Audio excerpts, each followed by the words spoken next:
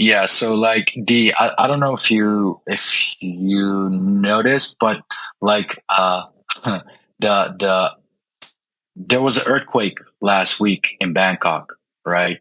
So it threw like a major wrench in everything. Like, and there's a lot of high rises in Bangkok, so a lot of cracks in condos, and some people are like super worried. Other people are just like continuing like nothing ever happened. So like the main org from Southeast Asia Blockchain Week, they I think their venue might not have been able to proceed with events. Right, it was The like in the venue's on still Siam. open. Like a, Yeah. you said The it's still open, yeah, but I heard that all types of events got canceled there. yeah, and they had actually no, I was speaking to someone and she said like she went to a concert just recently. So they have like actual events at the specific venue in that building that the conference was supposed to be at. But yes, yeah, I don't really know Okay, so why. then Like it's maybe it's not an that. insurance thing, or I don't know what uh the reason is for the main event being canceled because the venue's fine. Um, yeah, they have like events there right now. So, but yeah, we have some good side events, so it's all good. That's the thing, right? I think like despite everything, it's been like a super solid week. Like still lots of side events, good turnout. A lot of people came. I think a lot of people like already had everything booked and were like, you know what, fuck it. I'll just go. Like that was the case for me, right? And Saw a lot of clips of the like the infinity pools and Oh, oh, you yeah, did? yeah. everyone in their condos like frightened, seeing the pool going everywhere. But I think Myanmar had it really bad. I think a lot Yes, of the yes. That's a structures different story. collapsed, and just shows, doesn't it? Mother Nature keeps moving, just like some of the blockchains. Never stop running. Yeah, for sure. I mean, same for the conference, right? The conference also keeps running. So, But did you guys feel uh, anything, like any tremors or? Daniel, what about you? You were here. No, not really. I mean, yeah, like you can kind of see my building in the background. Like there's no cracks, there's nothing. They have to come inspect How high it is your a building, couple though? times tomorrow. Yeah, but my building is mostly fine actually. But the building next to me got wrecked. Uh, so someone told me that like the area I'm in was like a bad. I don't know. It's like the central area and like a lot of buildings got hit, and I got lucky. So I got some How many inspectors how many coming. stories is your building? I think that's It's pretty like like that's 40 the crucial something. factor. It's like Oh, it yeah, is quite like high then, 40 actually. something. Yeah, a little bit. So I don't know. Um, but yeah, I mean, I'm chilling. Like pretty. It's not. I guess I got lucky. It's Got fine. I'm I'm sure Yeah, unscathed. most of CT are not only tariff experts, macro experts, but probably geological Earthquake. Yeah, yeah, event yeah. experts. Earthquake experts. So you could find some great That's unbiased pretty. takes, probably. I spoke to some people here, some builders and stuff who live here. Man. Some of them were shook. Like I spoke to two Literally people who shook. actually left Bangkok. They literally after Yeah. No, I they mean, left Bangkok. I think like I'm not going to say like they're overreacting, but like some people, like especially like where I live, there's like a lot of Chinese, and like they're really if there's like a slight inconvenience, like they're out. You know what I mean? Like they have a high Sure. standard, I guess. Maybe I think like the Western people tend to be more like nonchalant, just don't care. Yeah, yeah. Like the show goes on. I mean, if somebody like if inspection comes and they say it's not safe, hey, by all means, for sure. Um, but otherwise, just like leave it to the professionals and stay chill, man. Stay calm and carry on. On that note, we should carry on as well. Um, I'll kick off the show proper. So fourth episode already, guys. We were talking about this market cap. If you're tuning in on X or YouTube, we're live on YouTube now as well, which is great. Welcome back to Market Cap. Like I said, fourth episode, and we're going to get into some things. We do this weekly to talk about recent events in the market, the price action, trending narratives, things of that nature, but especially like try to add like an interpretation layer, right? So like talk more about like, okay, what does this actually mean? What does it apply? What can we expect going out from here? So yeah, with that, like I said, we're doing this weekly. We do this with team members. Next week, we'll have on our first guests from DFactor and RWA.io. So we're going to talk a bit more about RWAs on that episode. So that should be fun. But yeah, for today, we got Daniel, our lead analyst who handles the newsletters and token theses primarily. And we got D, analyst and our regular podcast contributor. And yeah, guys, let's get into it. This market cap. So let's go. What are we going to talk about first, guys? I think the ETH BTC thing, or are we going to get into tariffs? I think the former, right? I mean, ETH BTC has been painful enough, so it depends which pain you want to go for first, right? ETH BTC or the tariffs nuking our bags. So it's both are painful choices. Maybe you want to skip this episode like altogether. Like, let me pull up the Yeah. chart. Yeah, great episode. See you next week, guys. Awesome. Yeah. So wait, what are we looking at? ETH BTC. On a very small screen this week also. Guys, so yeah, so ETH/BTC is hitting a 5-year low, right? A bit different from what we've seen in past cycles, where we really saw like a growth phase after halving of BTC. But yeah, this time it's different. ETC just continues to weaken. What's going on, dudes? D, you want to you want Yeah, to take I'm first? happy to. Yeah, so I think a big part of it is in the previous cycles. I mean, notably the last cycle, ETH was still utilizing the proof of work system. And whilst, people complained about how high it made gas fees, it wasn't good, it still because it was so bad, right? And gas fees went so high and people were happy to pay them during NFT mania, it really, in my opinion, it did create this sort of feedback loop for ETH as an asset, right? Because you had all these mints, gas fees would shoot through the roof, people would pay transaction fees in ETH, a portion of the ETH would be burned. There was a big demand, right? But now, with NFT mania cooling off, and with that, we haven't seen anything close to like what we saw in the previous cycle, factored in with this move to proof of stake, which at the time, it was like this new paradigm, POS was going to change ETH. It's going to be the world computer, which, it might still well happen. Instead, what we saw was actually, proof of stake came and there weren't people driving that demand. There weren't users using applications on ETH. There were instead, we just got more L2s, Optimism, Arbitrum. The list is endless, right?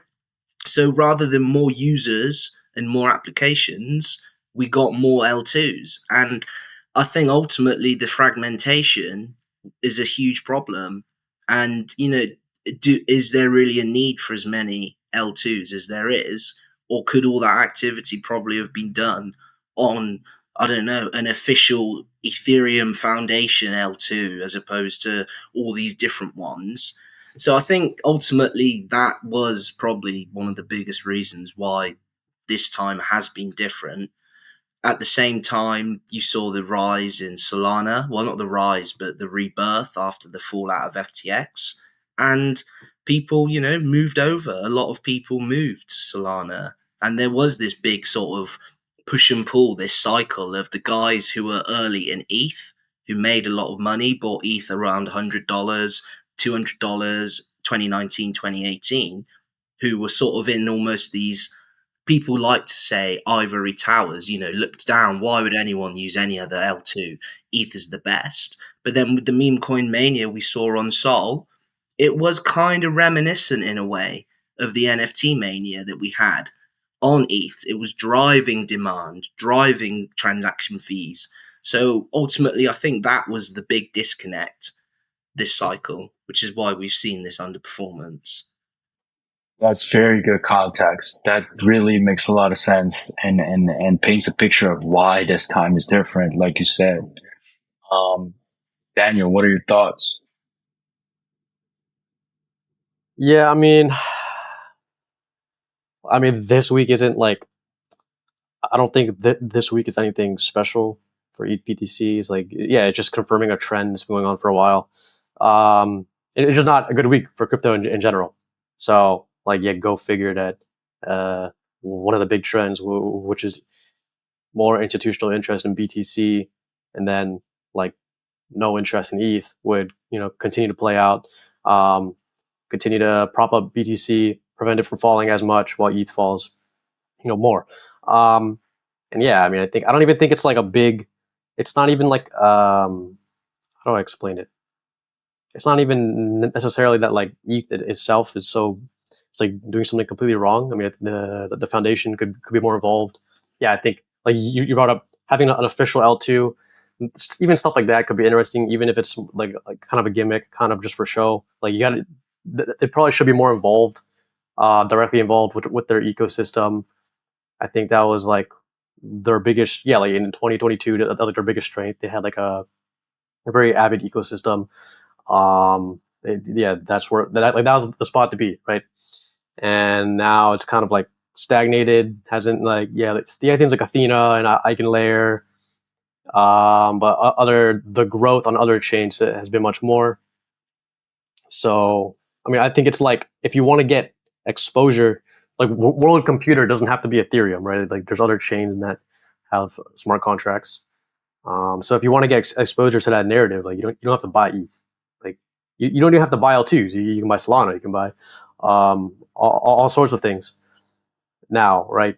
And you could in 2021 as well, but it wasn't like, yeah, they had the ETH killer narrative in 2021, and yeah, I mean after the bear market, people, like if people want to get exposure to that idea of like smart contracts are going to run the world financial system, you don't have to buy ETH. You can like buy all sorts of things. You can invest like privately in these new things, right? You have like Mega ETH and Monad. You have all these things. You had Sway, Aptos that didn't even exist in 2022 yet. So there's like all sorts of ways to get allocated to that narrative without buying Ethereum. And like, yeah, I think that the Ethereum Foundation just didn't, they didn't like put themselves out there enough to make a reason why like people should stick to just Ethereum. So naturally, it's kind of like the NBA. It's like if someone wanted to invest in the NBA, like you can't buy like an NBA stock or something, right? There's like 32 teams, I think, now. So people buy, chunks of these teams. Some do better than others, right? You have like a few big ones like in New York and California that are worth more than the others.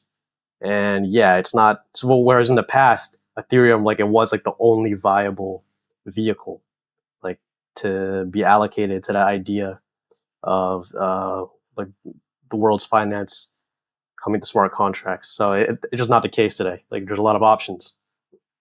Though we haven't seen like maybe like a real ETH killer, it's almost like ETH I mean, Solana. is slowing up. I mean, it comes close, but no one has crowned them the ETH killer yet. I think, but it's more like they're dying like death by thousand cuts. Yeah, I mean, no one will crown them the Ethereum killer. Like, there's not going to be like a moment, like on a specific day, where it's like, oh, all right, Solana beat them. It's like it's something that you don't know it happened until like 5 years after. You're like, oh, okay, maybe sometime around like this period of time is when it started. It's when Solana started to surpass Ethereum. Like I'm not even saying it happened yet, but like, I'm saying that's like the clear contender, obviously. And then yeah, like in hindsight, people look back and it seems more obvious. Like right. So, but yeah, Solana is clearly like it has activity. Like when it comes to retail and users, yeah, Solana definitely seems like the spot to be. Like if you had to choose one chain today, like to launch on for like some kind of application where like you're onboarding users, or you're trying to get users to like pitch in their money, play around with money, like you would choose Solana. That's why these tokens launch on Solana. Doesn't Solana feel too much into direction of the casino, and they're kind of like paying the price for that now that the market is turning? That's what crypto is right now. So like if crypto changes Sure. and like it's less of a casino and more like if everyone decides that like RWAs are like the next big like casinos are done, like they're not valuable anymore. It's all about RWAs. You'll probably see a lot of RWA stuff popping up on Solana. You kind of already are a little bit. You have a few, but yeah. So I like whatever the big thing is in crypto at any given time. Like I think it'll just go to the fastest chain that has like a good like a jack of all trades. Yeah, like Solana's fast. Like you can use it. It's pretty fast. Has like good UX, a good wallet provider, good amount of users, and like not as much capital as Ethereum, but a lot of capital. Like it can move around, and yeah, a lot of liquidity. It's like yeah, it's a good jack of all trades, right? When in Ethereum, it's like you just have a ton of money on there, but it doesn't. It's not like flowing around into new projects. Like there's not like a massive meme ecosystem, right? It's like one thing. It has a bunch of money on it, and that's kind of it. And yeah, so maybe another chain can come along and be a better jack of all trades than Solana. But yeah, for now, looks like Solana is the place to be. For sure. Uh, D, what about you? Like, because a lot of people have more of a thesis that's like, oh, we're going to see specific chains for specific use cases, like RWA chains, like Converge was announced, things of that nature. Do you agree with like this? What Daniel just the picture that he painted, or do you think there will be more specialized chains? I think it's tricky to say at the minute. I mean, as easy as it is to sort of bash on Ethereum, with how bad its downtrend against Bitcoin has been, there are still some merits, to the chain itself. It was obviously it's never had downtime. I know people liked to meme about Solana going down, or it's just an SQL database and these things. Not that I believe it, just examples of what people have said in the past. And I guess, there is that belief, I guess, that, if there is large tokenization of assets and tokenization of treasuries, are they going to house it? Where is it going to be housed? Is it going to just be these financial institutions' own blockchain, their own layer two? Or will something like that bring the renaissance of ETH, that all this large amount of big capital, not just when people get happy that their decks hit 100 million TVL, is it just going to be large swathes of capital that move on to Ethereum? And I'm not sure if that you'll necessarily see specific chains do specific things, because how many apps have we seen or chains have we seen that say, like Blast, for example, you know, Blast came out and it was like, your ETH is earning as soon as you deposit, and then they deposited people's ETH into Lido. Your stables were put into some of the lending protocols. That was seen as a new revolutionary idea. That was the thing for about one minute. That was the big thing. That was crazy. And then I think, we've had that people come and try and do new things. I mean, AVAX was seen as like the gaming chain, but it's easy to say we're going to be this chain, we're going to be this chain, But then if no one's actually using it or depositing any money onto it, it doesn't matter if you're a specialist. And I think the intention of blockchains at its core, you know, I remember in the early days, before there were any DeFi, before there was any apps, when ETH was still really, really basic, and they had all these different projects that said they were going to do all these things. Like there was one called Gollum. Maybe you remember it. They were doing That's an OG. That's an old chain. yeah, right. And I remember reading books, right, about blockchains and stuff. I was so excited. They're talking, we're going to get rid of lawyers and smart contracts are going to do all these things. But then I guess because the gamblers and the speculators showed up first, not, of course, that's going to happen. I think until we see this sort of maybe the big push with AI that's going to destabilize some of these white collar jobs, maybe that leads this renewed push to that smart contracts can do jobs that like notaries or solicitors do.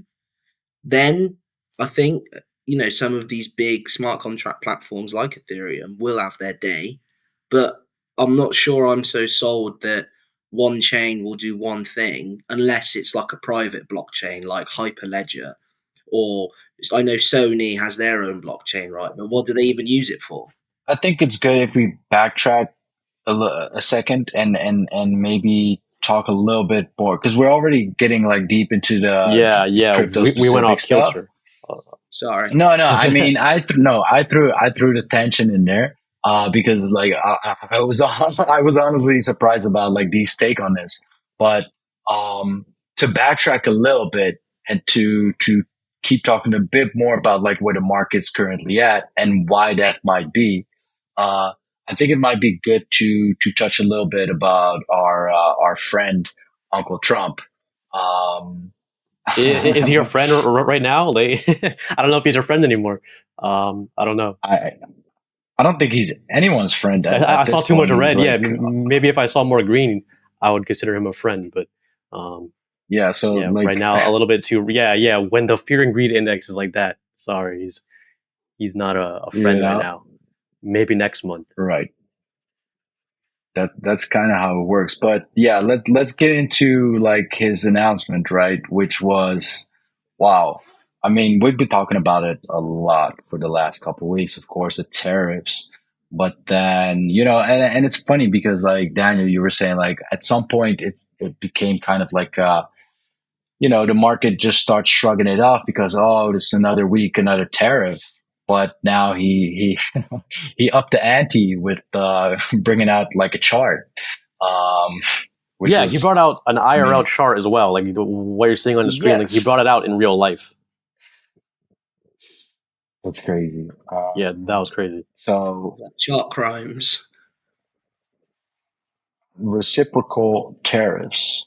So I mean, this is just out of control. Um, Yeah, I mean, they uh, even they went the extra mile. Like as you can see here, they're like outlining the rates for these Trump, very yeah, small I mean, come countries. on, Saint Kitts and Nevis. Yeah, Saint Kitts and like some of our listeners might not even actually be familiar with these places, like in the Caribbean. But yeah, These are the main ones. yeah, these are the main ones. Um, I mean, yeah, like you can see it right there. It's not like it's not rocket science what they did. They just like took they just took the U.S. They took the deficit that the U.S. had with each country and just divided it by the U.S. exports from that country, and like that was their and they just cut that number in half, and like that was the tariff. So it's not. Yeah, I mean it's a pretty simple.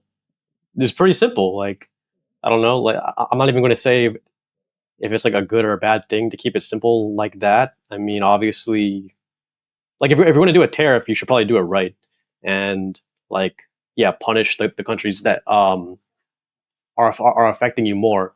So yeah, like, obviously the big boys like China or it's kind of funny. He lumped every single country in Europe together or in the EU together.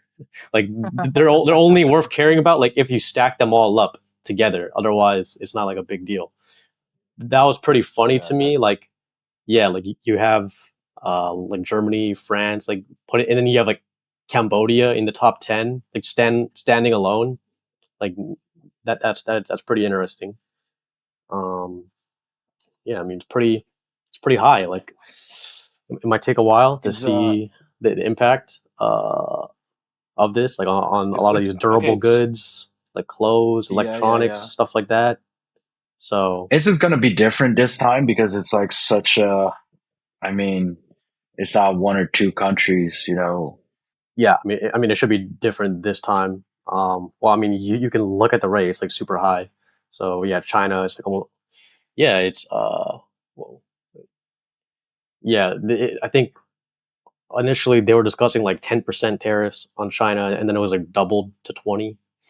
So, and I actually I believe this is like an additional one on top of it. So yeah, I was kind of busy at the conference, didn't have time to like fully get into the details, unfortunately, on this. But I believe these are additional tariffs on top of the ones that already existed.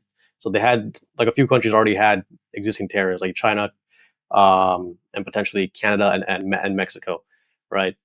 So yeah, like it's pretty big. Um, yeah, it's pretty significant. We'll see. Like it can take a long time for it to show up in the prices, but I mean, there's already Is like the anecdotal reports in like yeah. coming out of China of like the the suppliers like talking to Walmart like no we're not like sorry we're not going to lower our price for you like we're going to we're going to go sell to a buyer in like in Africa or something or in Europe.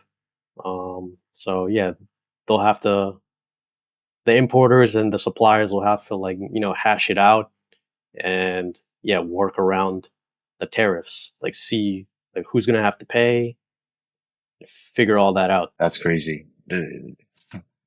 That should stop everything. But what's our read on this? As in, or is it still like the same strategy that you know Trump is just trying to force the hand of Powell to get some rate cuts? No, I mean he's yeah, yeah. So he's Trump's. He was definitely not bluff. Yeah, like I think on a previous pod I said something like it's pretty simple. Like you don't he's not playing like a like 4D chess or anything. Like it's pretty simple, and he basically just did exactly like he did it exactly what he said he was going to do. Yeah, it took a little bit of time to get to it, and like did a lot of confusing things in all on the way. But yeah, I mean, like the thing he said he's going to do is basically what is just what this is. So yeah, he genuinely likes tariffs. Like he genuinely sees it as like a tool, for revenue. Um, so because it could be two things. Like in the beginning, he's using it more like a sanction. It was almost like a weapon, almost right. Like a sanction is like a financial disincentive, right? When a country doesn't do something or does something that the U.S. doesn't like okay, put a sanction on you, like can't interact with us. So yeah, the tariff is like a little bit similar. It's like a lot of these countries are selling things to the U.S., so we're gonna put a tariff, and boom, you get less money from us now. Like you don't get to make as much money from us. So it's like a more indirect, like a much more indirect financial weapon, sort of similar to a sanction because yeah, in the beginning he was like threatening people with it. He's like, all right, you got to do this, otherwise I'm going to put the tariff on you. But now it's not a weapon, right? He just like he's putting a tariff on everyone. So I think it's 10% across the board. Like even countries that have a surplus that the U.S. has a trade surplus with, they got hit with a 10% tariff, I believe. So it's like yeah, it's not even it's countries that aren't even doing anything wrong, or that Trump doesn't even like he might like those countries, whatever. I don't know. But yeah, he had to hit him with it anyway. So yeah. So I don't know how it escalates after this. I mean, so maybe this is like the nail in the coffin. But yeah, I don't I don't like I don't see how it can escalate much further beyond this. All right. Maybe related. Gold hits a new all-time high. Yeah, Um, gold. is it? Is it I related? mean, the euro was just up a lot like an hour ago, like very like right now. So yeah, the dollar not wasn't doing too good. Gold doing very well right now. Yeah, that's pretty interesting. I mean, who wouldn't want gold right now? Like look at every look at how assets are performing, how currencies are performing, like how crypto is performing, right? Like some of these foreign stocks are doing good, like Chinese stocks.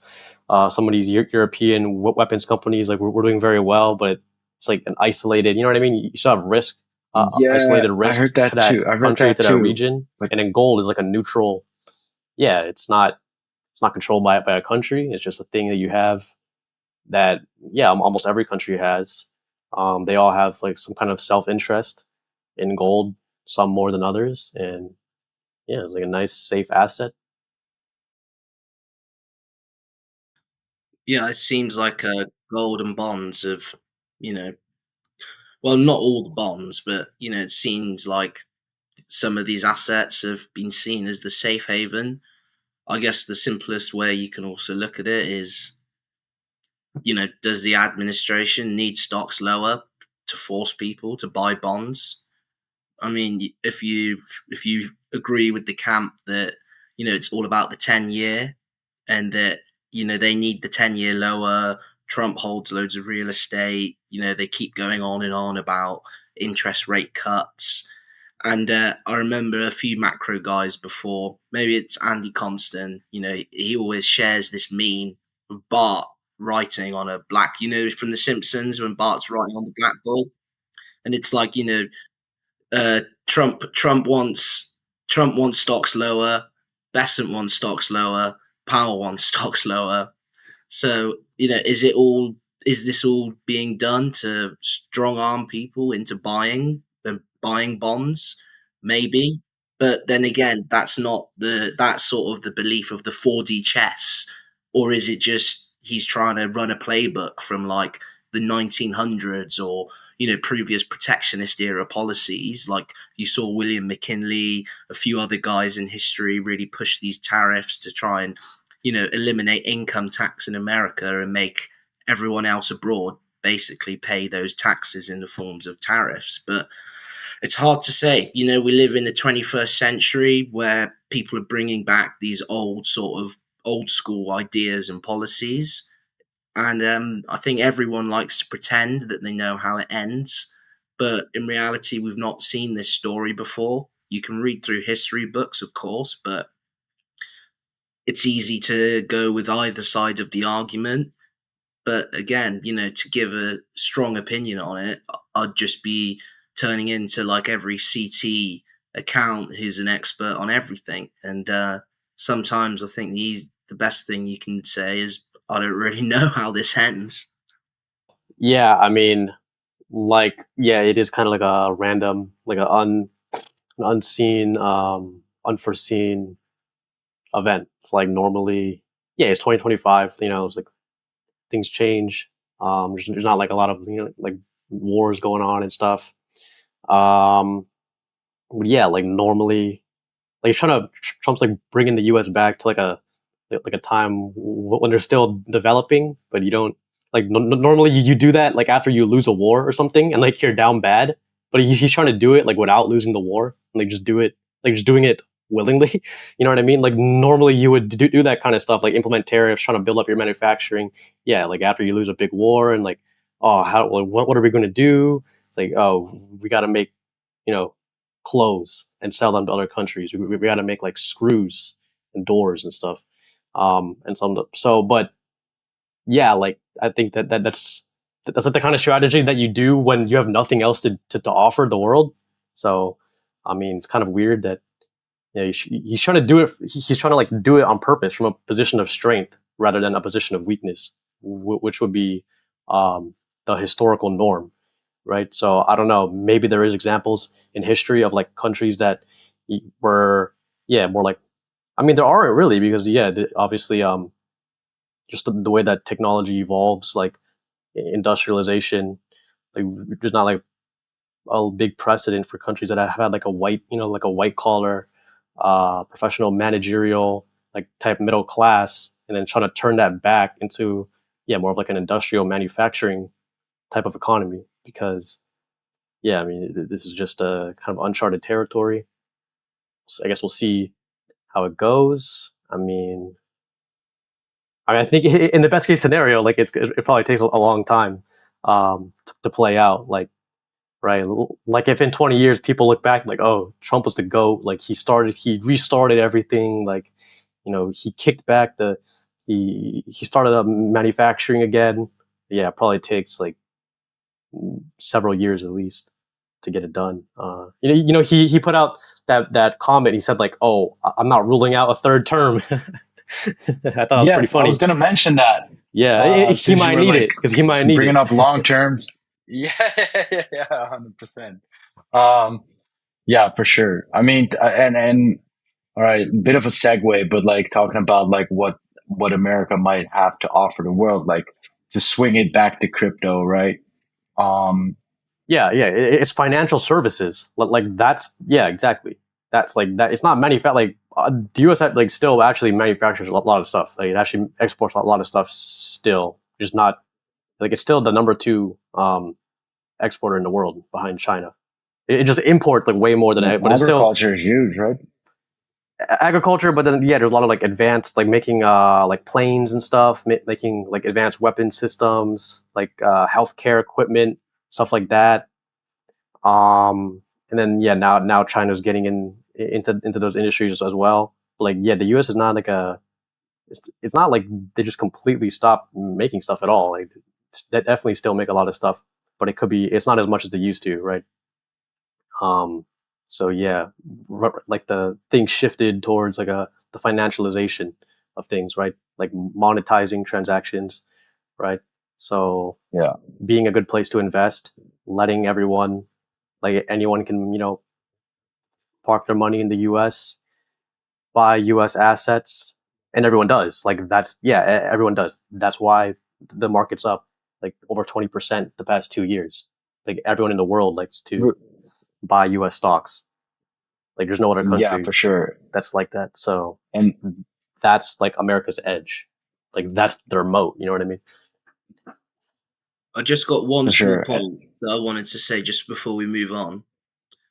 hit I it. think as well, what we're seeing now is like this big global pushback against the globalized economy, right? You can look across all over Europe, this big rise again of populism, how great things used to be, going back to old times, all these people working from home, they don't do real work, the man who's working on the construction site, the guys who manufacture things, these are the guys who are really responsible for everything.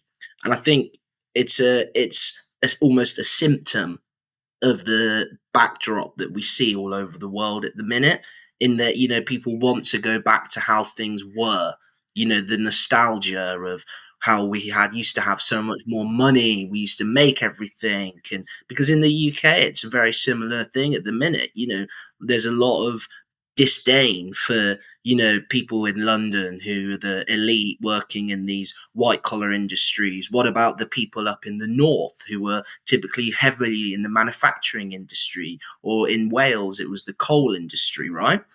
And I think what we're seeing now, it's like this yin and yang, right?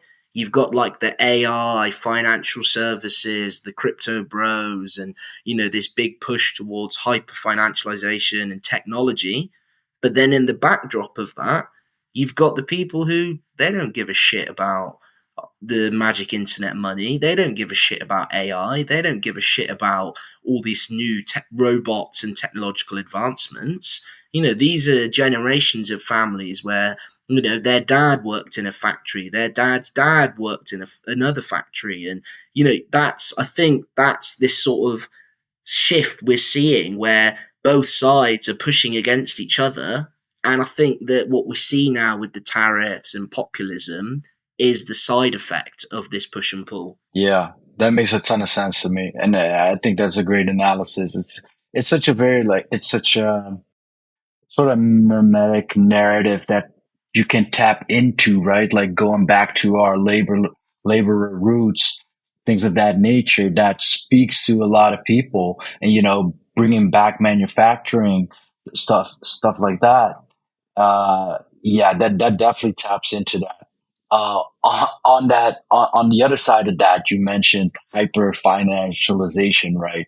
And I mean, there might not be a better uh, example of it than Circle doing an IPO. Um, so yeah, this is just a bit of the news on it. Um, Rumored 4 to 6 billion equity valuation. Um, yeah, guys. What Daniel? I think you wanted to talk about this. What's what's the TLDR here? Yeah, I mean the TLDR. Yeah, so Circle's gonna be launching their IPO, and there's actually like rumors of other, not just Circle, like other American companies in crypto going public. Like Kraken was another one. Yeah, they obviously acquired, was it Ninja Trader. It was a big one. It was like 1.5 B, something like that. That was a pretty big one, pretty big acquisition that Kraken made. But yeah, for Circle, yeah, I mean, people like stable coins have been one of the top narratives recently. People were constantly saying, like, how do I get exposure? I can't be bullish on Yeah, USDC. yeah, Like, yeah. well, actually, you can now, or you will be able to soon.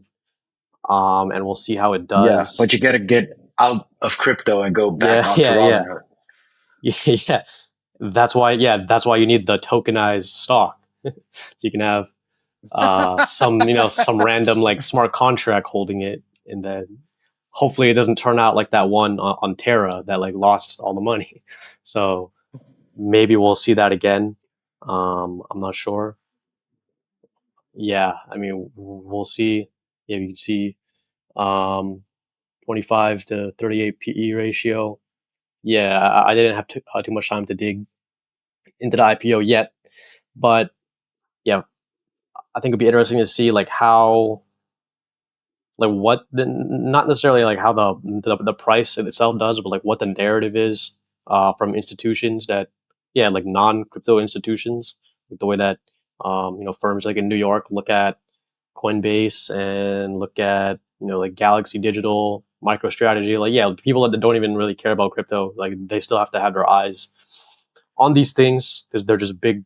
They're just big stocks. Like they have big market caps, so they kind of force you to pay attention to them. So now I'm curious to see like what are they going to think about Circle? Like, is it just going to be like a crypto thing?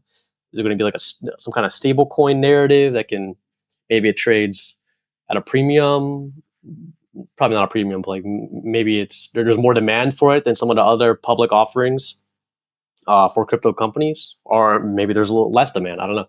So I think it'll be interesting to see how that something, yeah, how a public offering of a stablecoin company is received, and yeah, I think we'll see how it plays out. And the other thing that I was thinking about is like, yeah, I think it's a good time. I think they should be like rushing to do the IPO.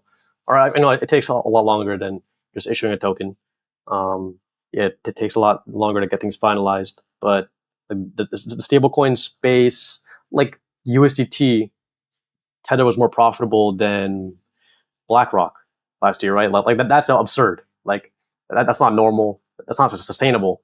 Like, yeah, that's not sustainable. Like that's absurd. When you have a company like that with like minimal employees, and they have like the highest profit per employee ratio like in the world.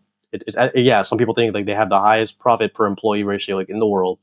Like that's not going to last forever, right? Right? Like that means like there's something going on where you're keeping a higher share of the profit than you should be because no one else wants to play in the arena with you for some reason. And the reason was like it's illegal. Like no one wants to, right? Like Tether's offshore. I think they're in El Salvador now. But yeah, no one wanted to get in the stablecoin business. Circle is like the golden child in stablecoins, right? It's bred in the U.S., connected with Coinbase. Yeah, they have their hands like with all the people, the movers and shakers in U.S. crypto industry. maybe now like in U.S. politics as well, like showing up at these events, like these digital asset summits. So, but yeah, like we have new stablecoin regulations coming out now. We have the Stable Act. It's not official yet, but yeah, that draft was put out there, and it has some certain guidelines. So, but I think the stablecoin space should have more competition. So yeah, now we have multiple, like, yeah, actually, yeah, just today, um, we spoke to someone uh, making one of these stablecoin offerings that can pass on more yield to the exchange, right? So Agora is like the one that most people would know, that they have the yield from the treasuries that they're backing their stablecoin with, and they're able to pass it on to the exchange, and like that's their competitive edge. Like that's why an exchange would choose to list their stablecoin over USDT, right? So yeah, just today I saw like an exchange here in Thailand listed the Agora um, stablecoin, I believe, right? So I think it's going to be like a race to the bottom, and the profit margins are going to get much thinner. Like, yeah, if more stablecoin companies start popping up, then there should be more things like that, where instead of Tether being able to keep all of the yield for themselves, like that's why they're so profitable. They just keep all this yield from their treasury holdings. Like they're going to be forced to pass some of it onto the exchanges to stay competitive. Circles maybe has to start doing stuff like that. There's like some complications with the regulations, like that Stable Act doesn't. Yeah, you're not supposed to have like yield on the stable coin, so I guess a little murky. But yeah, I think over time it'll be more like it'll be like a race to the bottom. These companies should be less profitable, but it'll be a better experience for the users, right? Because that yield can be passed on to them as well, right? The exchanges are receiving yield from the stable coins. How long before the exchanges start giving you, just holding stablecoins on their platform, some of that yield as well, so that you use their exchange instead of their competitor? So yeah, I think I'm waiting for that to play out in stablecoins, where there's much more competition and it creates a better product for the user. And the better product is just users getting free money, just free yield, instead of Tether keeping it all. And yeah, I don't know how long it's going to take, but that's what I think will happen over time. What do you think Tether's reaction will be to all of this? Like, obviously, they want to slow it down. Can they? Yeah, they had a presence in Washington. It's like they're very tapped into everything, and I think they're doing the most that they can.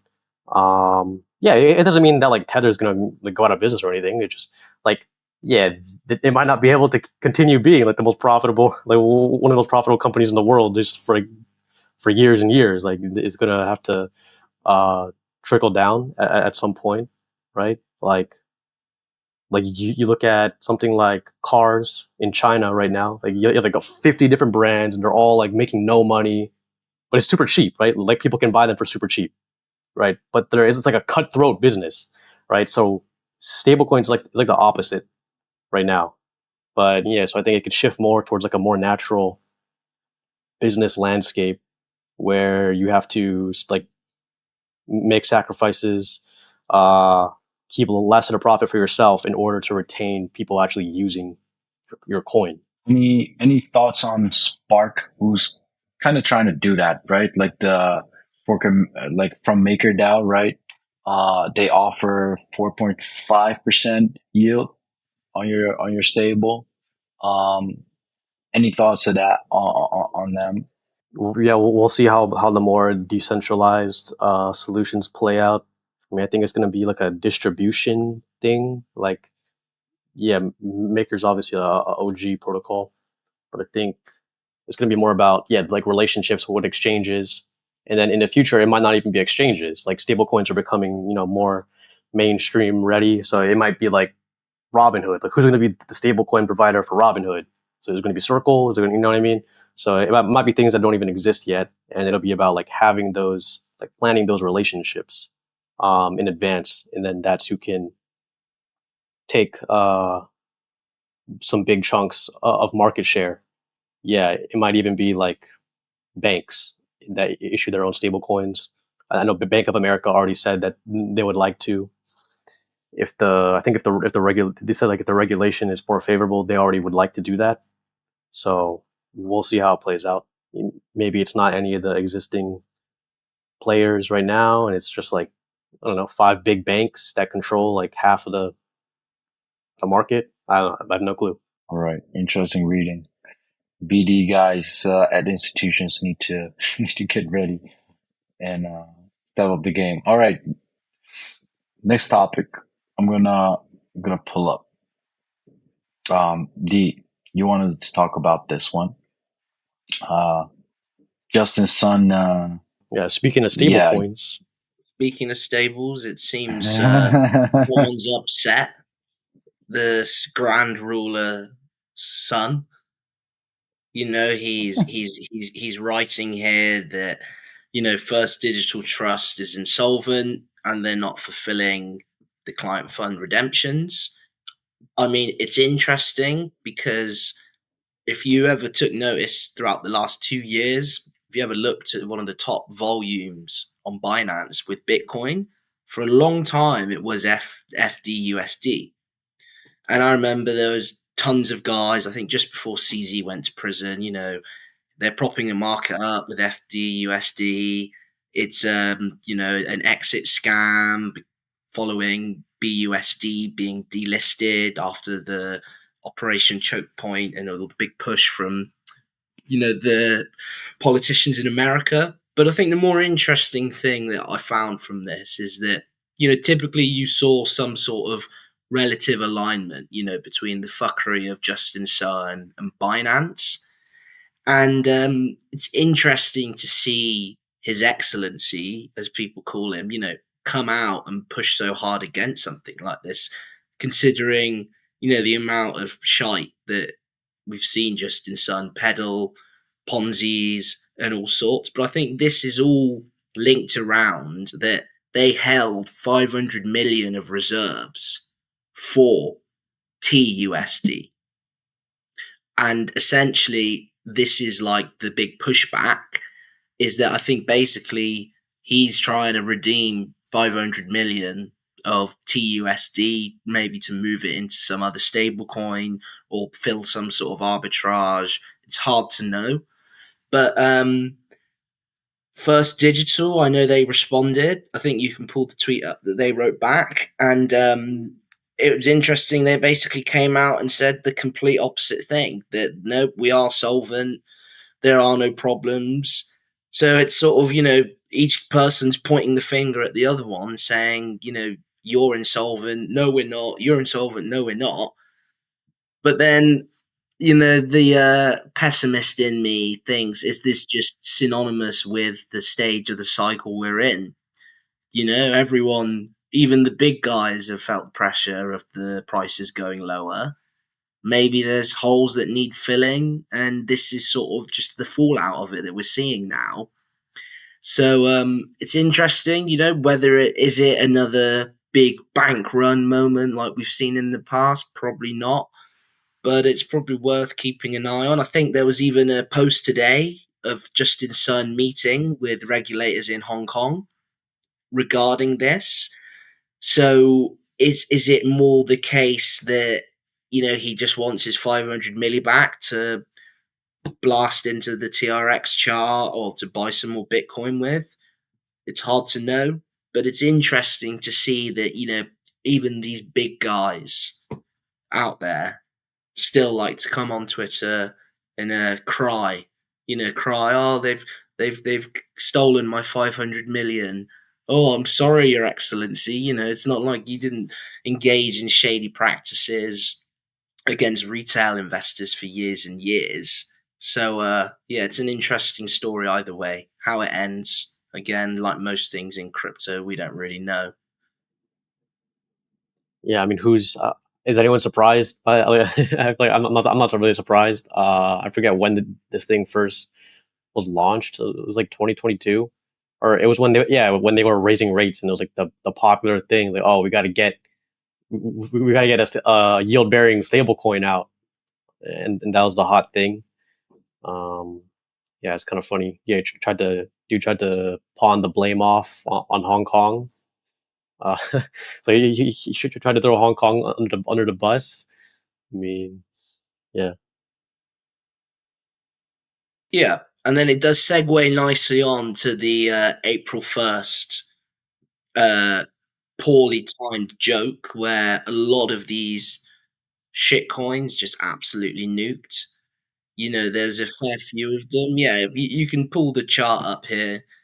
So there was some really, really weird fuckery that went on in the market on that day. Not that half of these tokens were even worth as much as they should have been worth anyway. But I think it was something around Binance changed margin requirements, and then the classic Wintermute. Wintermute ruined the market. Crowd piled in on it. And then, I mean, it's April 1st, so I was sat here looking at these charts, thinking, well, I don't even know, man. Everything's so down bad anyway that I don't really know. Is this just fake? Is it real? Or is there lots of things going on in the background that we're not really seeing right now? With all this legislation we're seeing coming out of the US, are people trying to like clean their acts up to get into this sort of new political lobby of crypto companies? There's a lot of beliefs that that's why there's been these crazy listings on Binance with, the however many different CZ broccoli dog, whatever token it was. I think there was a Mubarak token to celebrate Eid as well. Yeah.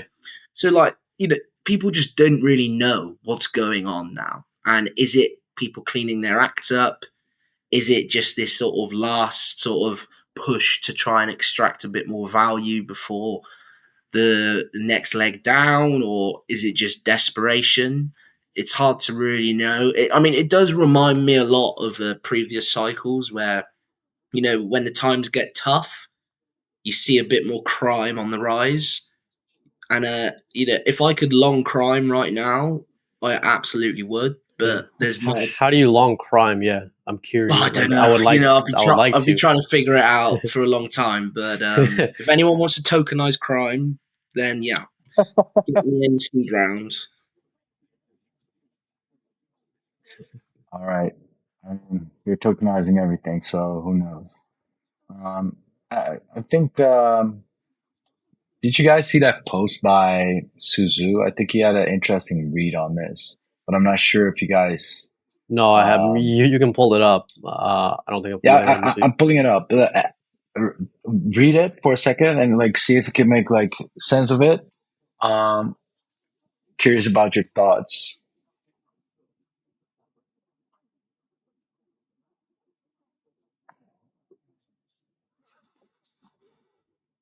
Okay. Yeah,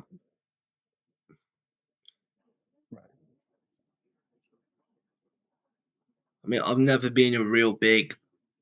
I've never really had much knowledge, regarding market making and perps Yeah, I and. This mean, some requires of a the bit more yeah of a deep dive. these sex coins. It's like some of there's like a lot of practices that are not going to be familiar with like, a lot of the on-chain crowd because these are like unique.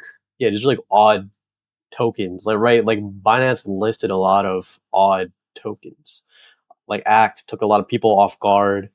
Yeah, they had broccoli, like CZ's dog, and like he changed the dog's name to make the so much weird stuff. It's like another, yeah, it's the meta game. It's like there's crypto and like there's these different sectors, and yeah, this is like it might just be something that a lot of people that are more into like the on-chain stuff just don't interact with it much. But I think it's a lot of like sophisticated organizations and individuals.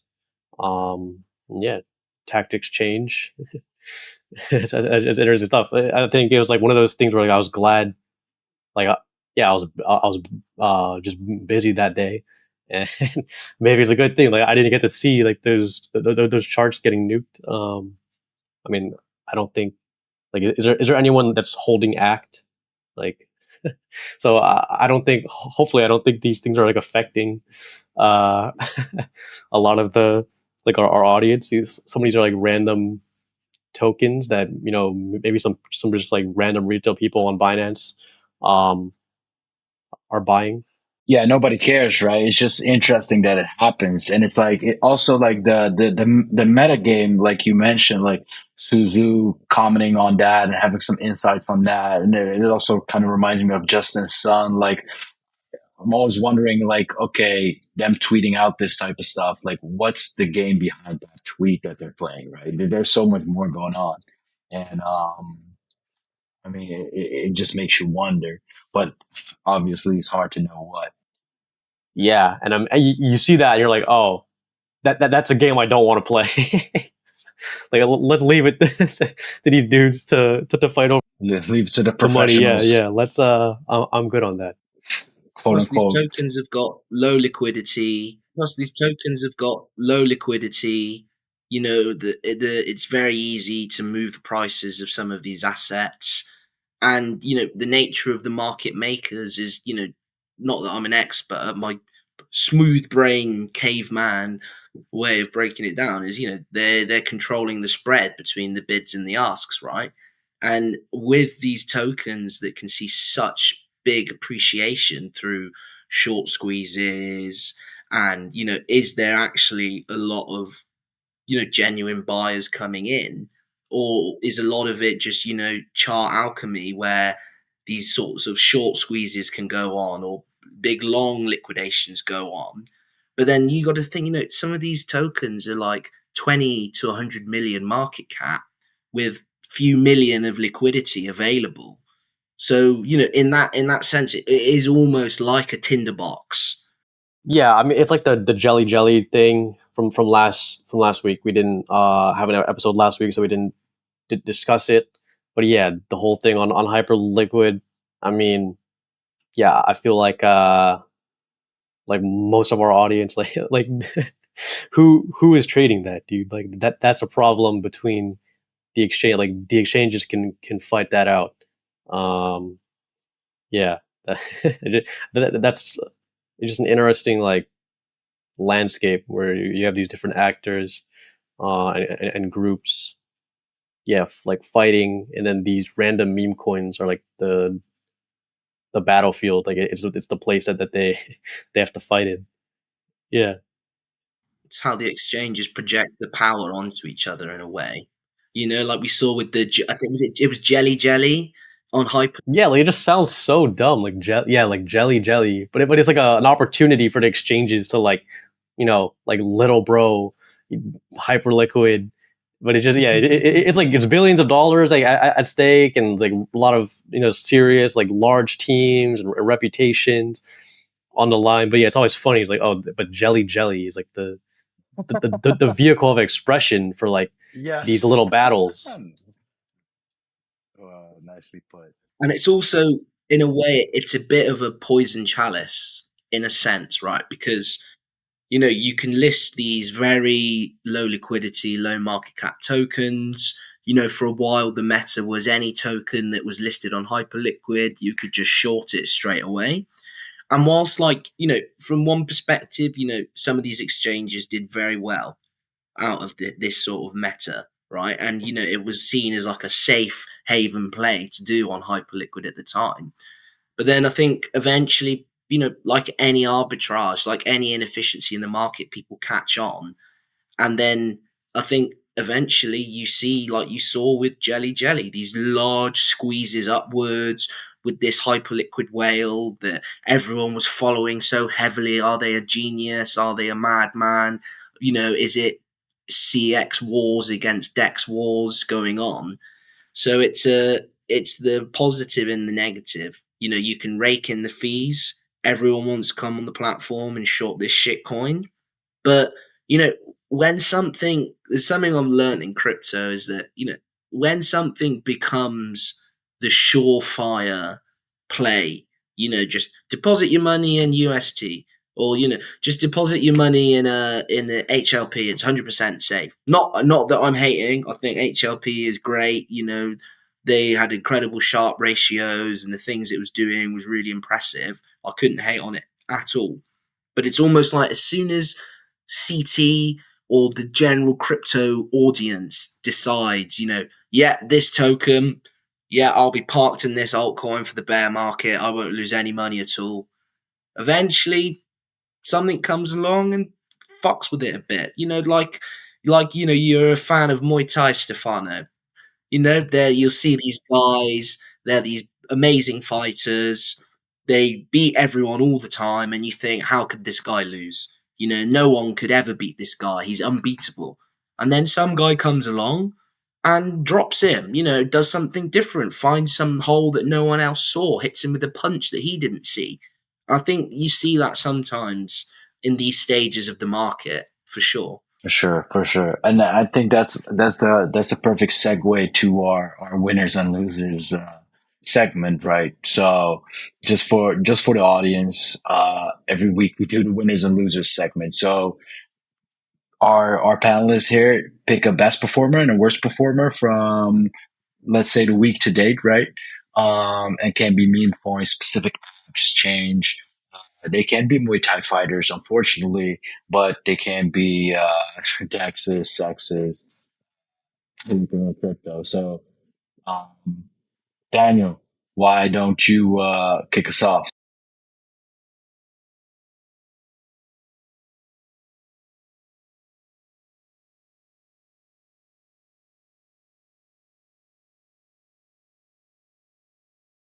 Yeah, I mean, this week is bad. I mean, like 75% of the episodes we did is like, I have to say that. But it's just the truth. Like the last several weeks, we're not that good. Yeah, we missed out on last week when things were a little bit better. So I kind of had to leave crypto a little bit to even find a winner. So I guess I'll say Pax Gold, like the tokenized gold. Like by definition, like I guess a winner doesn't have to be in the green on the week for us to say it, but like, yeah, I think it should be. And yeah, you just can't, like, if you just look at the top 100 to 200 tokens, there's like almost like there's nothing that people have heard, know what it is that's in the green. Like EOS isn't like in the green. It's just like, but everything else is just down bad. But gold, yeah, gold doing very well. Yeah, stable coins doing good. But yeah, like in the real world, like stable coins are good in crypto, but like in the real world, people aren't like that bullish on the dollar right now. Like it's not, yeah, it's not doing that good. Gold's doing good. So yeah, I don't know. Maybe we can see a little, I don't know, tokenized gold interest. I don't think it'll happen, but it could be interesting. Like it's pretty interesting how like the real world demand for these things is flipped in crypto. There's no demand for gold in crypto. A lot of demand for US dollars, and then in the real world, it's like the opposite right now. Um, yeah, and my loser is going to be Jupiter, like Jupe, the Jupe token. Is down. Yeah, it's down like 30% this week. They had a DAO vote, and this already happened. Like they already had a similar situation where they had a DAO vote. They give a bunch of tokens to the team, and like, okay, they resolved it. Token price went down, whatever. But yeah, they had like a somewhat similar DAO vote like this past week over like a much smaller amount of tokens to or a much smaller amount of compensation to give to the team, and like that's not 100% responsible for the price going down a lot, but it's like, yeah, I think that is funny. So yeah, I gotta say that Jupe's the loser just because like you have these things that should have you would think would be resolved weeks ago, right? That are still kind of coming back to bite them. Just the way it is with DAOs, with DAO governance. So yeah, unfortunately, had to say Jupe as a loser this time. I think D also said Jupe as a loser in one of the previous episodes. So yeah, they're back again. Hey, the team must have a lot of expenses, or they're curing world hunger. So I'm not going to judge. Yeah, yeah, and I mean the expenses like it wasn't that much. Like it wasn't a lot. Like but yeah, anytime you involve like the DAOs, I definitely think like the hyper liquid model is better. Like just you just do what you want. Delist, jelly like as soon as possible, and the community can figure out their thoughts later. But it's not the direction that Jupiter is in. So you do the best with what you have. So my winner of the week. I mean, look, it's a boring one, but I'm going to say Bitcoin, but not for the sense oh, it's the number one currency. For those of us who have had multiple market cycles, I think it's easy to forget. People complain, oh, the returns are diminishing. Why would I buy Bitcoin? I can't make a 10x or a 20x. Sure. But, I remember in the previous cycle how quickly the drop happened from, the second peak during the FTX collapse. And I feel like a lot of the bad news and bad narratives that we've had now in previous times, we would have been down, we would have retraced the entire ETF pump by now, right? And I think people forget that either way, hey, I might be wrong, in a few weeks, maybe if we're trading at 50K, I'll happily put my hands up and say I got this completely wrong. But I think there is some merit in that, the volatility has gone down. Maybe the drawdowns aren't as bad as previous cycles. Considering previous times, I think the cycle before, even two cycles before, we ran up like to 20K, 17K, and then it went right back down into the thousands, I think. So now this time, you look at it, the low was at 16K. We ran all the way up to 108K, and we're sat at around 80K now. If someone had told you that years ago, you would have thought, there's no way. There's no way. Again, maybe it's a laggard effect, but the bit of hopium I do have for this cycle or this market in general is that with the decreased returns, we pray to the crypto gods, comes the decreased drawdowns in an asset like Bitcoin. So that's my winner. And then in terms of loser, I mean, they're all losers at the minute. Any altcoin that you've held is a loser. But I think the one that probably stands out most to me, it's probably, I mean, I can't just say dupe like Daniel said, but I feel like I have to because they were the predominant decentralized exchange on Solana when Dupe launched. It was huge. People couldn't get enough of Jupiter. It was all this. They're amazing. It's going to flip Uniswap. The protocol is still doing, the token it sucks right now, but the protocol is still like, which makes it like you can look at it both ways. You can be like, oh, like okay, that's good, or you can be like, oh, it's even worse because like the token sucks and the protocol is doing so, it's still doing pretty well.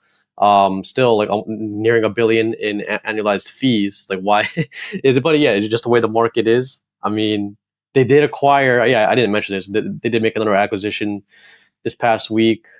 I actually can't even remember the name. Like it's too many to keep track of. They've acquired like 5 companies. They made another acquisition this past week. So when it comes to the team's decision making, these are good. The community's decision making, less good. And then token price, like it's just bad. It's not good. Or I could be really basic and say ETH. ETH holders are still the losers of the week. Cliche, like a real yeah. Bitcoin winner of the week, ETH loser of the week. But is it the Bitcoin winner is a good one? Going to come true? Is ETH going to go home under $1,000 and have its day again? Who knows? I don't want the .ETH to attack me because I sit in no camp anyway. I think if you attach yourself to a blockchain and make it your identity, there's something wrong with you. But ultimately, it's between Dupe or ETH for me. And what about you, Stefano? Me, guys, like I'm just a moderator. I don't even think I don't even think about this. Yeah. But say, okay, you're putting me on the spot, so like I'll just go off the cuff then. Um, I'm going a little bit out of the box. I think I'll have my winner and my loser of the week will be the same one. For different reasons. So yeah. So Southeast Asia Blockchain Week, loser because like the main event got canceled. The earthquake it affected so many people, and like No, that is, yeah, I that's brutal. to some extent, yeah, that's brutal, especially in Myanmar, like 10,000 casualties. So to some extent, like I get the organizers that they say like, okay, it's Southeast Asia Blockchain Week, like so many people were affected. We gotta cancel the main event, and there might have played more, like there might have been more that played into that decision, right? But from a basic stance, like I get that. So yeah, that's pretty sad, and like it was going to be like a major conference, I think, for the region. So that's an L. But at the same time, me and Daniel were here this week. Are still here this week. We're still going to events. The turnout is pretty great. There's still like tons of side events, and they're pretty interesting. Like today we were like at the Barrett Chain event, small like community meetup. Same for Sue earlier this week. There was a polka dot event this evening.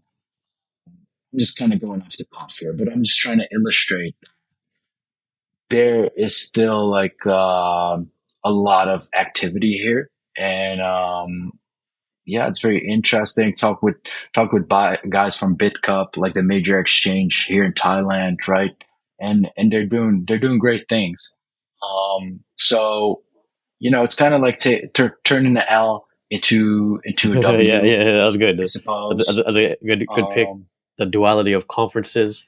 Okay, that was a creative one. Okay, A W for community, an L for conferences. yeah, yeah, an L. Well, yeah, I'm gonna assume an L for like the organizers. Yeah, they probably had to, like take an L. Yeah, like money wise, and then yeah, a W for the ecosystem.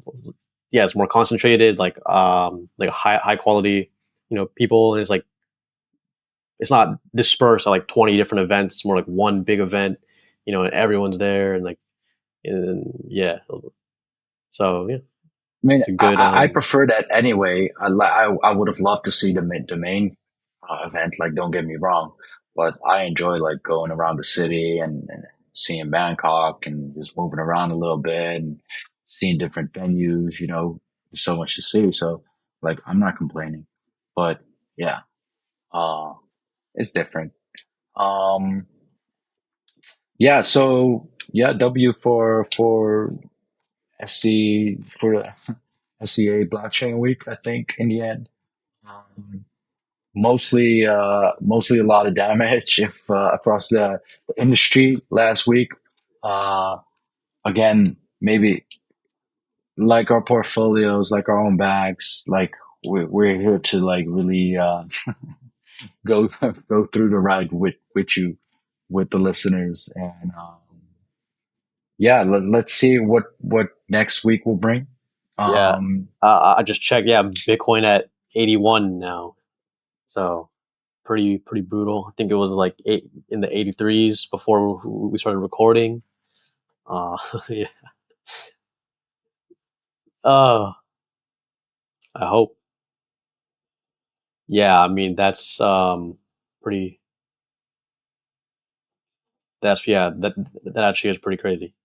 ETH is down bad. Yeah, ETH is down bad.